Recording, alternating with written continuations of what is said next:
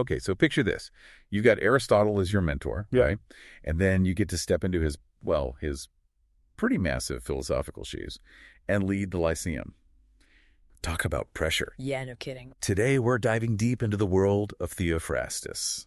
He was born around 371 BCE and became Aristotle's successor. And you brought along a treasure trove of material about his life, his work, and there's a lot of it, and how he navigated the whole Aristotelian school of thought. It's going to be fascinating to untangle all that. It really is. And we're doing this deep dive with you, our fellow philosopher, in mind. So we're going to highlight those little nuances and original ideas that might really spark something for you in your own philosophical journey. Especially since Theophrastus often gets overshadowed by his famous teacher. But when you really start digging into the details, his own distinct voice, his own way of thinking becomes so much clearer. Right. So first, let's sketch out the man himself. He was born Tertimus on the island of Lesbos, but Aristotle gave him a new name, Theophrastus. It means godlike in speech. Quite a compliment, huh? Definitely shows you the kind of impression he made. Yeah. And, his education didn't start with Aristotle. He first studied with someone named Leucippus. Then he spent time at Plato's academy. That's actually where he met Aristotle. And I get the feeling the relationship wasn't your typical student-teacher thing. More like two brilliant minds connecting. Yeah, that makes sense. That kind of early intellectual partnership probably allowed Theophrastus to question things, to be critical of established ideas right from the start, not just absorb everything passively. Exactly. After Plato died in 347 BCE, Theophrastus and Aristotle went on some pretty extensive travels. They went to Asia Minor, back to Lesbos, even spent time in Macedonia. Remember, that's where Aristotle tutored Alexander the Great. Then, around 335 BCE, they both went back to Athens. Aristotle, of course, founded the Lyceum.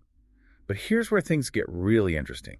When Alexander died in 323 BCE, anti-Macedonian feelings exploded in Athens. Aristotle felt he had to leave.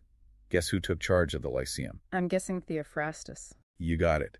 Stepping into such a high-profile role, especially with all that political chaos, tells you a lot about how respected he was, not just among philosophers, but in Athenian society as a whole. Absolutely.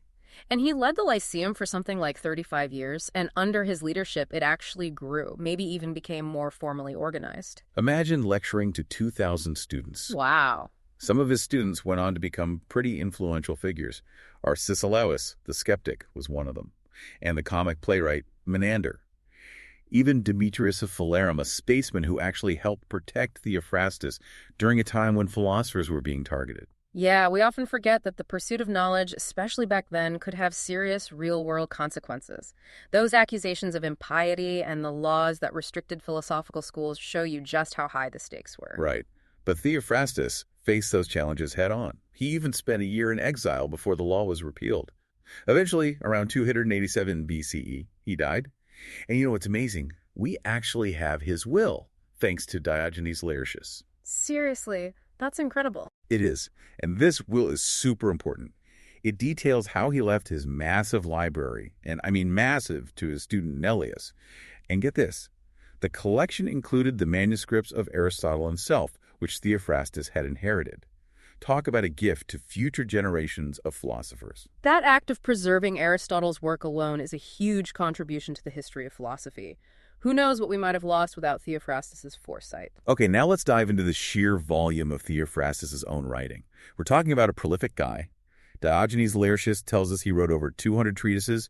That's 232,808 lines. That's a lot of lines. It is. And keep in mind that only about 10% of that work still exists.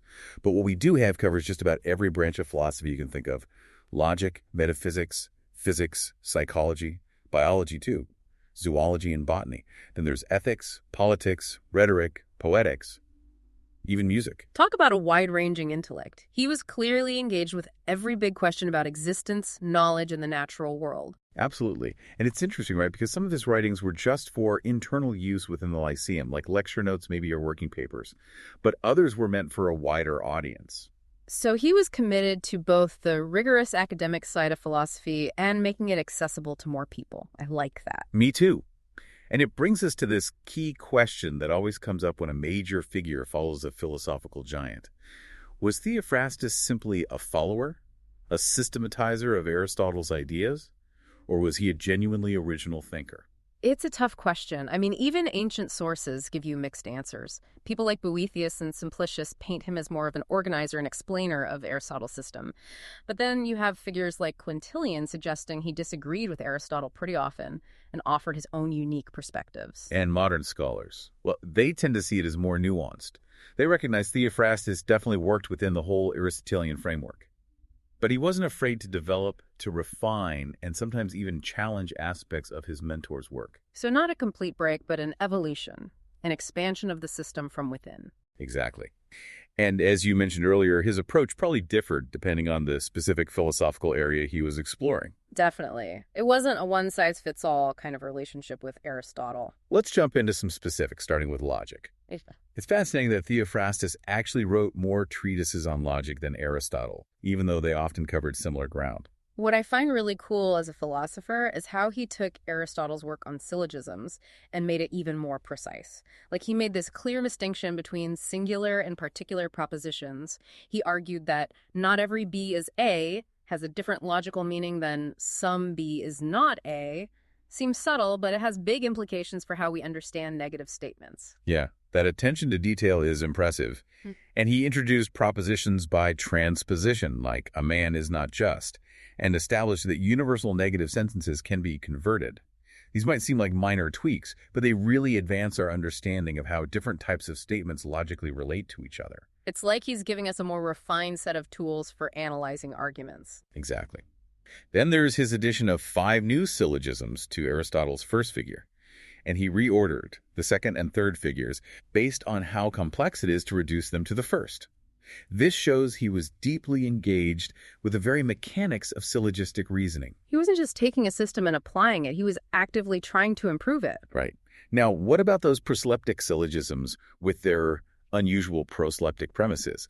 The example you have here is great.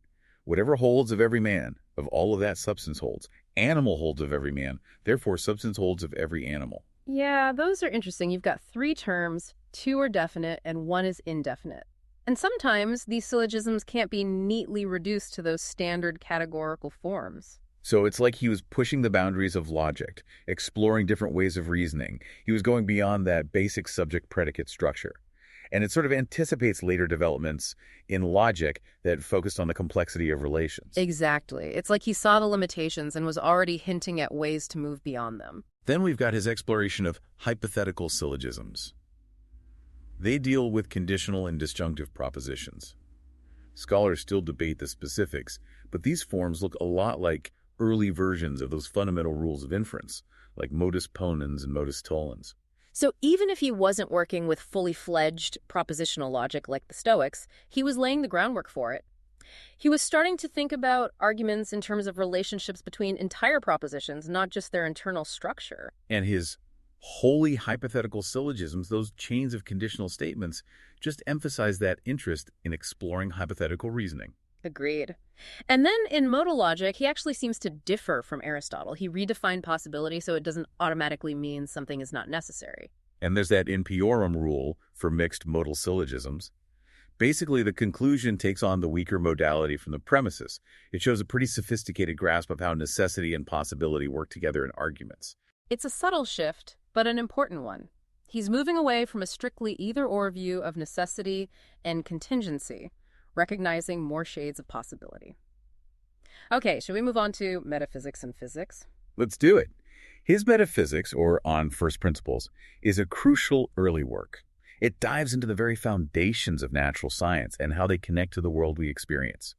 What's interesting is that it was probably written between 347 and 334 BCE. So before some of Aristotle's later ideas on metaphysics had fully developed. Exactly. It's like we get to see Theophrastus tackling those fundamental metaphysical questions with a bit more independence. Yeah, he's not just working within the shadow of Aristotle's mature system. His metaphysics really embodies that exploratory spirit. He uses this dialectical method where he presents and critiques the views of other philosophers like Plato and members of the Academy, but he doesn't always offer his own definitive solutions. He really grapples with some massive questions like, what's the nature, number, identity, and causality of first principles? How do those celestial spheres move? And what's the relationship to the world down here? Big questions. Huge. And he also explores epistemology, how we gain knowledge from these basic principles, and teleology, the idea that everything has a purpose. Hmm. But what's interesting is he doesn't seem as focused on some of Aristotle's core concerns, like being, qua, being, form and matter, or universals. So he's shifting the focus a bit. Yeah, this seems like he's more grounded in the observable world and the principles behind it. And remember how we questioned Aristotle's principle of teleology? The idea that nature does nothing in vain. He brings up things like extreme weather or those insects that only live for a short time and asks, are these really examples of everything having a purpose? That's pretty bold to question such a central Aristotelian idea. It is.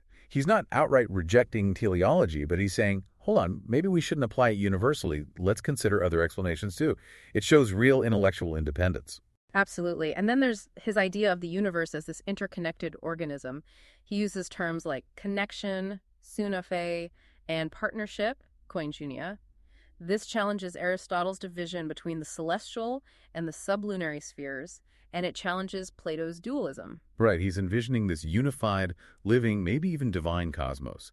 Movement comes from within. So maybe he's also rethinking Aristotle's prime unmoved mover. Fascinating. It's a move towards a more immanent view of cosmic order, where things are driven from within, not from some external force. Okay, so beyond the metaphysics, Theophrastus also wrote a lot about natural philosophy physics, the opinions of earlier thinkers on nature, the heavens, meteorology. A lot of it only survives in fragments or through reports by others. But his reputation as a meticulous documenter of other philosophers' ideas really shines through. Yeah, he was a great doxographer. In fact, he's often more accurate in representing those earlier thinkers than Aristotle was. That makes his work incredibly valuable, especially for understanding the pre-Socratics, whose writings are mostly lost. Totally. Now, one thing scholars are still debating is his view on the four elements. Did he keep Aristotle's fifth element, the ether, for the heavens? Or did he think the heavens were made of fire?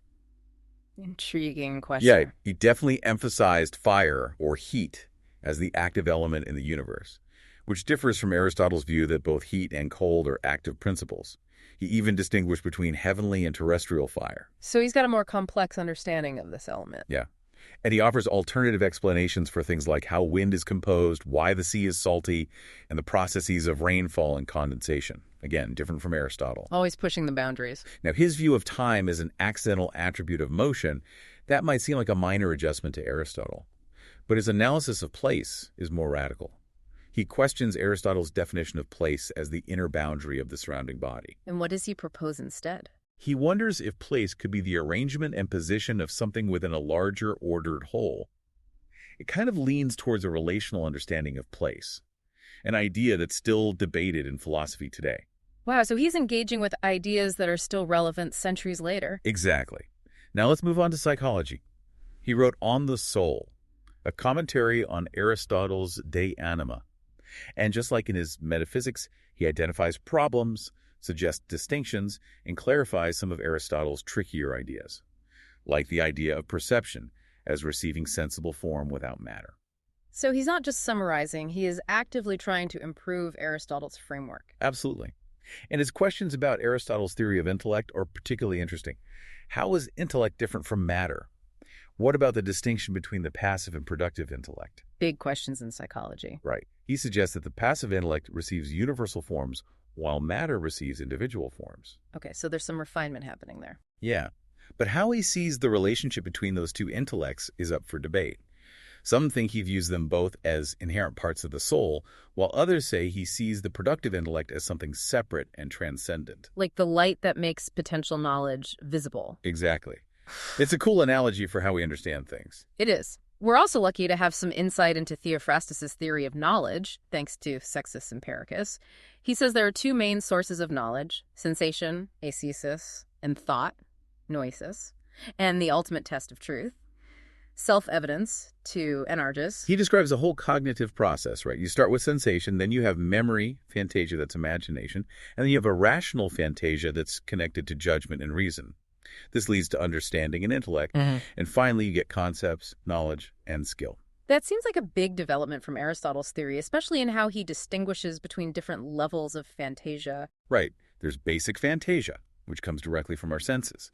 And then there's this higher level rational fantasia tied to reason and judgment.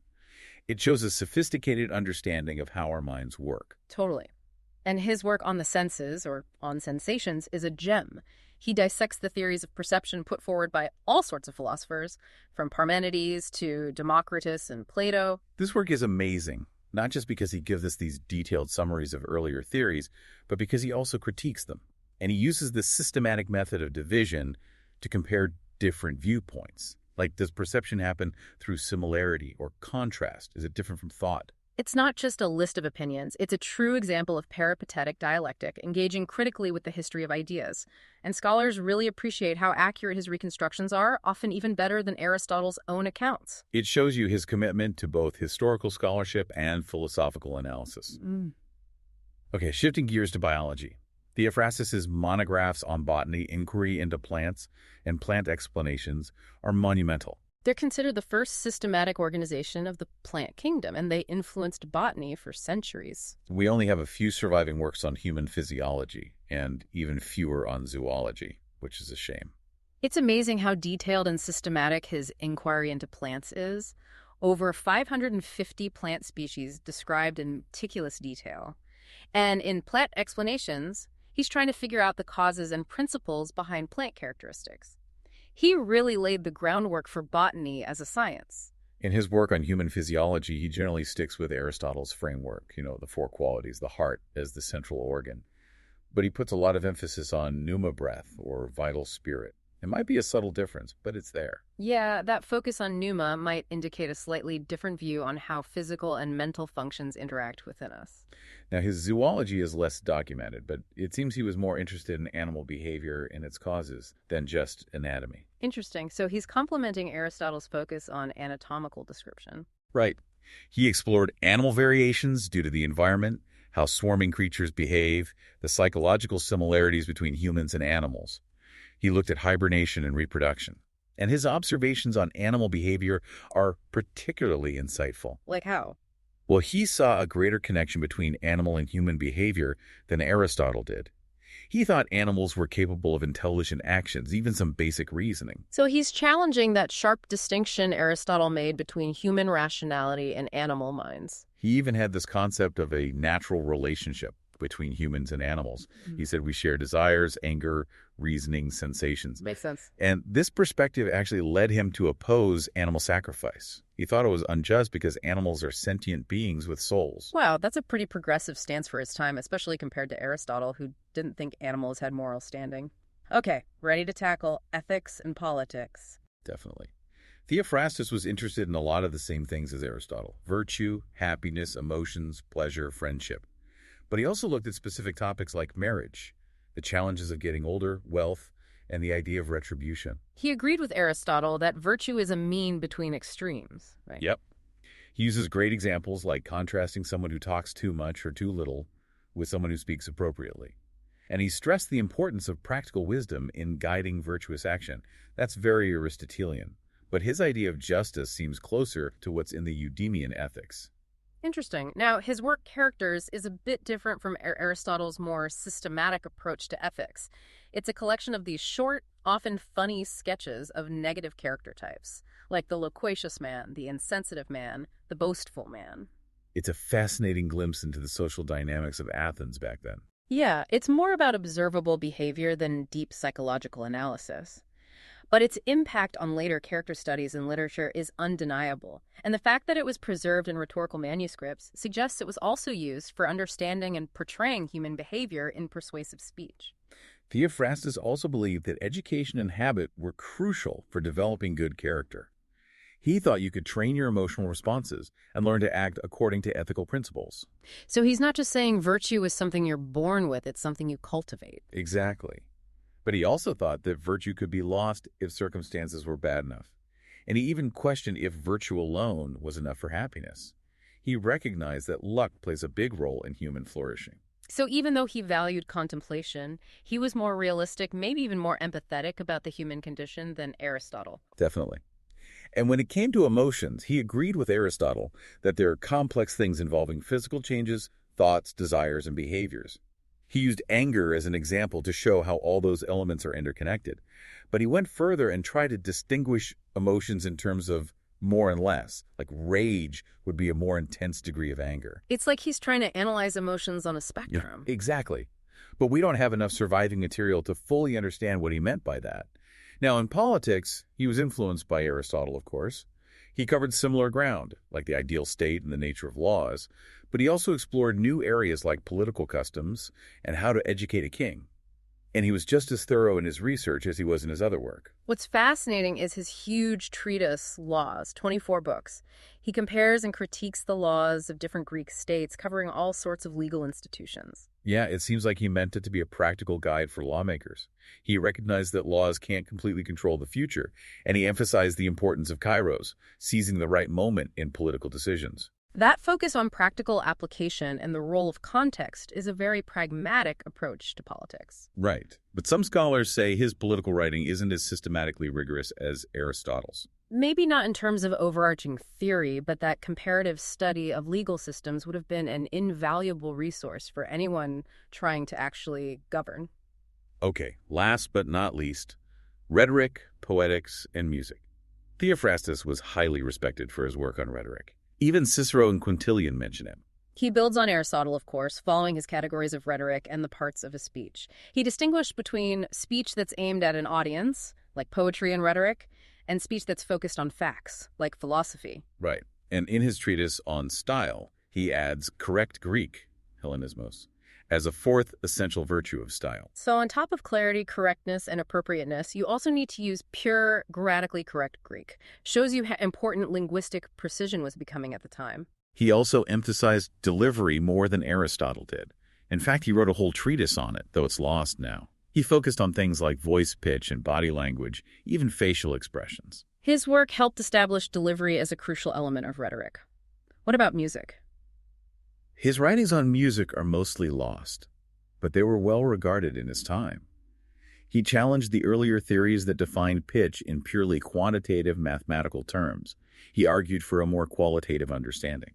Interesting. He's moving away from that Pythagorean and Aristotelian focus on mathematical ratios and harmony. And he had a more limited view of music's role in education than Plato and Aristotle. He thought it was mainly beneficial for children, though he did recognize its cathartic effects, its ability to cleanse the soul and body. So even though he was more cautious about its educational value, he still saw its psychological and physiological power. So as we wrap up this deep dive for you, our fellow philosophy enthusiast, it's clear that Theophrastus was much more than just Aristotle's successor. He was a brilliant original thinker who expanded the boundaries of philosophical inquiry. His work in logic, his critical look at teleology, his insights on animal behavior, his contributions to botany, these are just a few examples of what made him so important. He's a crucial link between classical Greek thought and later developments in both philosophy and science. And his approach, rigorous analysis, careful observation, willingness to question authority, is something we can all learn from. Thinking about your own philosophical interests, your commitment to really understanding complex ideas, I hope this deep dive has been helpful. We've tried to give you a clear overview, highlighting those key insights that might resonate with you without getting bogged down in too much detail. His work shows that intellectual progress isn't just about accepting what's been said before. It's about building on it, challenging it, and pushing it further. Exactly.